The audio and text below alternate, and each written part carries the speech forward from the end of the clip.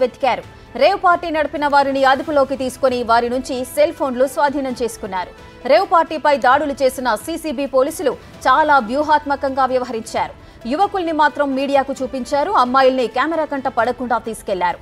పార్టీలో పాల్గొన్న యువతంతా తెలుగువారుగా చెప్తున్నారు.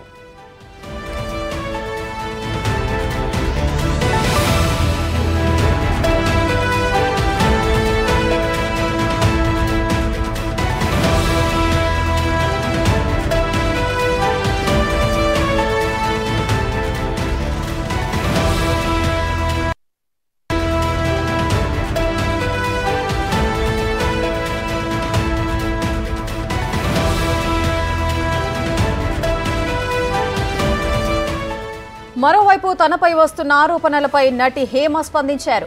తాను హైదరాబాద్లోనే ఉన్నానని చెప్పుకొచ్చారు. దీనికి సంబంధించి ఆమె ఓ వీడియో విడుదల చేశారు.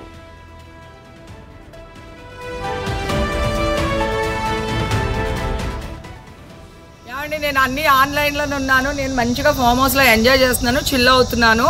నా మీద ఈ ఫేక్ న్యూస్ వస్తుంది. ప్లీజ్, నేను ఎక్కడికి వెళ్ళలేదు, నేను హైదరాబాద్లోనే ఉన్నాను. సో ఒక ఫామ్ హౌస్లో ఎంజాయ్ చేస్తున్నాను, చిల్ అవుతున్నాను. సో నా మీద వచ్చే న్యూస్ ఫేక్ న్యూస్. అది అక్కడ మరి ఎవరున్నారో ఏమో నాకు తెలియదు. సో అది ఫేక్ న్యూస్ అండి, అవన్నీ నమ్మొద్దు. Okay, thank you.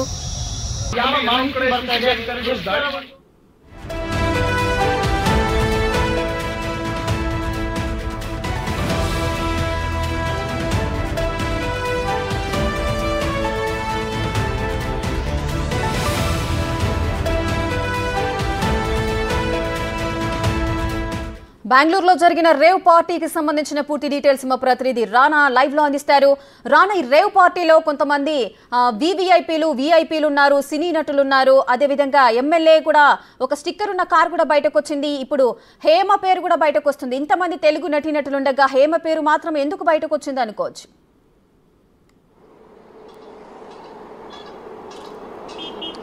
GR form హౌస్లో జరిగినటువంటి ఈ రేవ్ పార్టీకి దాదాపు ఆంధ్ర తెలంగాణ నుంచి 100 మంది దాకా కూడా అతిథులు వెళ్ళారు. పార్టీ నిర్వహించినటువంటి హైదరాబాద్ చెందినటువంటి వాసు ఆ జిఆర్ ఫామ్ హౌస్లో ఈ యొక్క బర్త్డే సెలబ్రేషన్స్ నిర్వహించారు. ఈ బర్త్డే సెలబ్రేషన్స్కి పెద్ద ఎత్తున బాలీవుడ్కి సంబంధించిన డీజేల్ని వారిని అందరూ కూడా పిలిపించి ఈ పార్టీని నిర్వహించినటువంటి నేపథ్యం ఏర్పడుతుంది. అయితే పార్టీ నిన్న ఉదయం స్టార్ట్ అయ్యి నిన్న రాత్రి అర్ధరాత్రి 3 వరకు కూడా జరిగినటువంటి నేపథ్యం పెద్ద ఎత్తున శబ్దము ఇవన్నీ కూడా వస్తున్నాయి. పక్కన ఉన్నటువంటి మరొక ఫామ్ హౌస్కి సంబంధించిన వారందరూ కూడా కంప్లైంట్ ఇవ్వడంతో పోలీసులు అక్కడికి వచ్చే కొందరికి అక్కడ పోయి విస్తుపోయే విజువల్స్ని పోలీసులు చూసినటువంటి సిచ్యువేషన్. ఎందుకంటే అక్కడికి వెళ్ళగానే చాలామంది అశ్లీల నృత్యాలు చేయడంతో పాటు మహిళలతో పాటు అసభ్యకరమైనటువంటి రీతిలో కూడా కొంతమందిగా పోలీసులు చూసారు. వారందరినీ కూడా పోలీసులు అరెస్ట్ చేసినటువంటి నేపథ్యం అయితే కనపడుతుంది. అక్కడికి వచ్చినటువంటి కార్లన్నీ కూడా చాలా బడాబాబులు చెందినటువంటి వారందరివి. దాంతోపాటు ఏదైతే సర్వేపల్లికి చెందినటువంటి మాజీ మంత్రి కాకాని గోవర్ధన్ రెడ్డికి సంబంధించినటువంటి ఎమ్మెల్యే పాస్ ఏదైతే ఉందో ఆ పాస్ ఒక బెంచ్ కార్డుకి ఉంది. దాంతోపాటు ఎమ్మెల్యే కాకాని గోవర్ధన్ రెడ్డికి సంబంధించినటువంటి కొన్ని వస్తువులు కూడా ఆ బెంచ్ కారులో దొరికినట్టుగా మనకు బెంగళూరుకు సంబంధించినటువంటి సిసిబి పోలీసులు, నార్కోటిక్ పోలీసులు ధృవీకరించినటువంటి నేపథ్యం అయితే కనపడుతుంది. ఎందుకంటే ఒక మాజీ మంత్రి హోదాగా ఉండి ఒక ఎమ్మెల్యేగా ఉండి ఆయన స్టిక్కర్స్ ఎవరికి ఇచ్చారు, ఆయన కార్లు ఎవరికి ఇచ్చారు, ఆయన కార్లకు సంబంధించిన విషయంలో, ఆయన ప్రాపర్టీస్కి సంబంధించిన విషయంలో, ఆయన వస్తువులు ఎవరెవరు వాడుతున్నారు, ఆయన స్టిక్కర్స్కి నిజంగానే ఎంతమందికి ఇచ్చాడు, కేవలం ఆ స్టిక్కర్ ఆయనకు సంబంధించిందా, లేకపోతే ఆయన కూడా పార్టీలో పాల్గొన్నారా, లేకపోతే ఆయనకు సంబంధించిన వ్యక్తులు ఎవరైనా పాల్గొన్నారని దానిపై కూడా పోలీసులు ఇంకా ఒక క్లారిటీ అయితే ఇవ్వలేదు. కాకపోతే అక్కడ ఎమ్మెల్యే స్టిక్కర్ ఉండడంతో మొత్తం బెంగళూరు మొత్తం ఇది ఒక సంచలనంగా మారిపోయింది. ఎందుకంటే దీనిపైన కూడా కాకాని గోవర్ధన్ రెడ్డికి ఫోన్ చేసినా కూడా ఆయన అందుబాటులోకి అయితే రానటువంటి సిచ్యువేషన్ అయితే కనపడుతుంది. దీనికంటే ముందుగా ఒక టాలీవుడ్కి సంబంధించినటువంటి నటీమణి క్యారెక్టర్ ఆర్టిస్టులు చేసినటువంటి హేమ పేరు కూడా తెరపైకి వచ్చినప్పటికీ హేమ ఈ అంశం పైన ఆమె తన వర్షన్ని చెప్పినటువంటి నేపథ్యం కాబట్టి నేను హైదరాబాద్లో ఉన్నటువంటి మొయినాబాద్ దగ్గర ఒక ఫామ్ హౌస్లో ఉన్నాను, నేను ఇక్కడే రాత్రి నుంచి ఇక్కడే ఉన్నాను, నేను ఇక్కడ చిల్ అవుతున్నాను.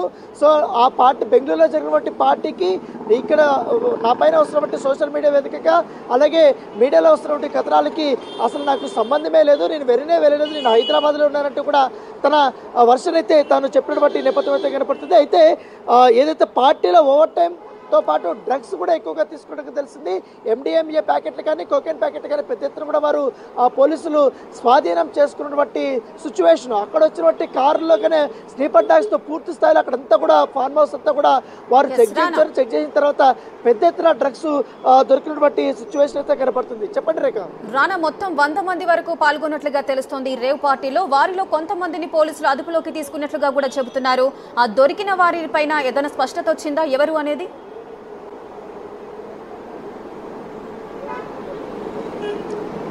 దొరికిన వారిలో కూడా ఎక్కువ మంది హైదరాబాద్కి చెందినటువంటి వారు, అలాగే ఆంధ్రప్రదేశ్ చెందినటువంటి వారే ఎక్కువగా ఉన్నారు. దాంట్లో కూడా బడా పారిశ్రామికవేత్తలు ఉన్నట్టుగా మనకు సమాచారం అవుతుంది.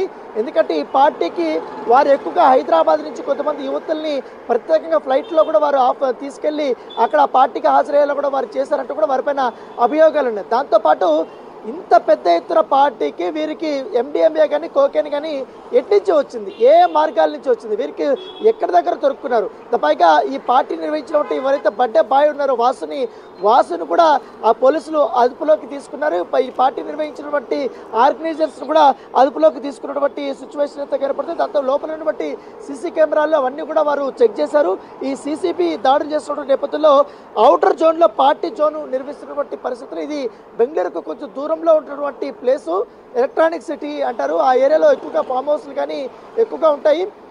దాంతోపాటు ఆ ఏరియా మొత్తం తెలుగు కమ్యూనిటీకి చెందినటువంటి వారే ఎక్కువగా ఫామ్ హౌస్లు ఉంటాయి. సో నిత్యం హైదరాబాద్ నుంచి అక్కడికి పార్టీలు చేసుకోవడానికి చాలా పెద్ద ఎత్తున వెళ్తుంటారంటూ కూడా ఆ పోలీసులకి ఇన్ఫర్మేషన్ ఇచ్చినటువంటి నేపథ్యం ఏర్పడుతుంది. దాంతోపాటు దీంట్లో డీజేలు చాలా ఫేమస్ డీజే ర్యాప్స్ కానీ కాయివి డీజే కానీ బ్లడీ మస్కరా వీళ్ళందరూ కూడా దాదాపు 8 గంటల పాటు కూడా వీళ్ళు డీజేతో వారు అక్కడ పాల్గొన్నటువంటి సిచ్యువేషన్ అయితే కనపడుతుంది. దాంతోపాటు మరొక ఆసక్తికరమైనటువంటి అంశం ఏంటంటే AP26CA777 కారు, బెంజ్ కార్ని పోలీసులు స్వాధీనం చేసుకున్నారు. దాన్ని తీసుకున్నటువంటి నిశ్చయితనే కనపడుతుంది. ఈ కారు ఒక ఆంధ్రప్రదేశ్ చెందినటువంటి ఒక ప్రముఖ వ్యక్తిగా తెలిసిందిగా మనకు సమాచారం అందుతుంది. ఈ కారులో పెద్ద ఎత్తున MDMA కూడా దొరికినట్టుగా మనకు పోలీసులు చెప్తున్నటువంటి సిచ్యువేషన్ అయితే కనపడుతుంది. అయితే ఈ పార్టీ ఇచ్చినటువంటి వాసు ఎవరు, ఆ వాసుకు సంబంధించినటువంటి వివరాలు పోలీసులు ఇప్పటి వరకు గోప్యత పాటిస్తున్నారు. అతను హైదరాబాద్కి చెందినటువంటి వ్యక్తిగా తెలుస్తుంది. దాంతోపాటు గెస్ట్ హౌస్ ఎవరో రెడ్డి పేరు ఉందని చెప్తున్నారు. కాకపోతే హైదరాబాద్ చెందినటువంటి అతను కూడా వ్యాపారవేత్త. అతను నిత్యం బెంగళూరు టు హైదరాబాదు తిరుగుతుంటాడు. ఆయన ఈ యొక్క పార్టీని నిర్వహించినట్టుగా మన సమాచారం. ఈ ఫామ్ హౌస్లోనే ఎక్కువగా తెలుగు కమ్యూనిటీకి సంబంధించిన వారే మాత్రమే ఎక్కువగా ఈ ఫామ్ హౌస్లో వారు పాల్గొంటున్నట్టుగా మనకు సమాచారం అవుతుంది. దాంతోపాటు ఈ గోపాల్ రెడ్డి, ఆయన పేరు వచ్చి ఈ ఫామ్ హౌస్ సంబంధించినటువంటి వ్యక్తి పేరు గోపాల్ రెడ్డి. ఆయన వ్యాపారాలు అక్కడ చేస్తుంటారు. ఎక్కువగా ఈ బర్త్డే పార్టీలు కానీ లేకపోతే ఇక్కడి నుంచి సెలబ్రిటీస్ ఎవరైనా కూడా ఆయనకి అక్కడే ఆతిథ్యం ఇస్తున్నట్టుగా మనకు సమాచారం అవుతుంది. గతంలో కూడా ఈ యొక్క ఫామ్ హౌస్ లో ఏ పార్టీలు జరిగాయని దానిపై కూడా పోలీసులు హేమ అయితే స్పందించారు. అసలు తాను హైదరాబాద్ లోనే ఉన్నానని చెప్పుకొస్తున్నారు. దీనికి సంబంధించి కూడా ఆమె ఒక వీడియో అయితే రిలీజ్ చేశారు. ఆ వీడియోలో ఆమె ఏం మాట్లాడిందో ఒకసారి చూద్దాం. నేను మంచిగా ఫామ్ హౌస్లో ఎంజాయ్ చేస్తున్నాను, చిల్ అవుతున్నాను. నా మీద ఈ ఫేక్ న్యూస్ వస్తుంది. ప్లీజ్, నేను ఎక్కడికి వెళ్ళలేదు, నేను హైదరాబాద్లోనే ఉన్నాను. సో ఒక ఫామ్ హౌస్లో ఎంజాయ్ చేస్తున్నాను, చిల్ అవుతున్నాను. సో నా మీద వచ్చే న్యూస్ ఫేక్ న్యూస్. అది అక్కడ మరి ఎవరున్నారో ఏమో నాకు తెలియదు. సో అది ఫేక్ న్యూస్ అండి, అవన్నీ నమ్మొద్దు. Okay, thank you. ఏమండి, నేను అన్నీ ఆన్లైన్లోనే ఉన్నాను. నేను మంచిగా ఫామ్ హౌస్లో ఎంజాయ్ చేస్తున్నాను, చిల్ అవుతున్నాను. నా మీద ఈ ఫేక్ న్యూస్ వస్తుంది. ప్లీజ్, నేను ఎక్కడికి వెళ్ళలేదు, నేను హైదరాబాద్లోనే ఉన్నాను. సో ఒక ఫామ్ హౌస్లో ఎంజాయ్ చేస్తున్నాను, చిల్ అవుతున్నాను. సో నా మీద వచ్చే న్యూస్ ఫేక్ న్యూస్. అది అక్కడ మరి ఎవరున్నారో ఏమో నాకు తెలియదు. సో అది ఫేక్ న్యూస్ అండి, అవన్నీ నమ్మొద్దు. Okay, thank you. రానా, ఇప్పుడు హేమ రిలీజ్ చేసిన వీడియోను బట్టి మనం ఒకసారి అబ్జర్వ్ చేసినట్లయితే నేను అక్కడ లేను, ఫామ్ హౌస్లో ఉన్నాను, చిల్ అవుతున్నాను, హైదరాబాద్లోనే ఉన్నాను అని తను అంటుంది. అంటే గతంలో తను ఏమైనా ఇటువంటి రేవ్ పార్టీలకు ఏమైనా పాల్గొందా, అందులో ఎందుకు ఆమె పేరు బయటకు వస్తుంది అని మనం భావించవచ్చు. ఇదే అంశాన్ని నటి హేమతో బిగ్ టీవీ కూడా ప్రస్తావించింది. ఆమెతో మాట్లాడినప్పుడు నా ఇన్వాల్వ్మెంట్ అందులో ఏం లేదండి. నేను అసలు బెంగళూరుకి వెళ్ళలేదు. ఈ మధ్యకాలంలో నేను బెంగళూరుకి వెళ్ళినటువంటి దాఖలాలు లేదు. అప్పుడెప్పుడో గతంలో ఒకసారి వేరే పార్టీకి ఒక ఫంక్షన్కి వెళ్ళానంతే కానీ ఇట్లా ఫామ్ హౌస్కి ఎప్పుడు నేను పార్టీకి వెళ్ళేటువంటి సందర్భాలు లేదు. నేను ఏమన్నా చేసుకోవాలంటే ఇక్కడే నా స్నేహితులు ఉంటారు, వారు మా ఇంట్లోనే చేసుకుంటాము ఏదన్నా ఉంటే అని మాత్రమే ఆమె ఖండించారు. అసలు నా పేరు ఎందుకు వచ్చిందో కూడా నాకు తెలియదు. ఎందుకంటే దాదాపు ఆ పార్టీలో ఎవరెవరు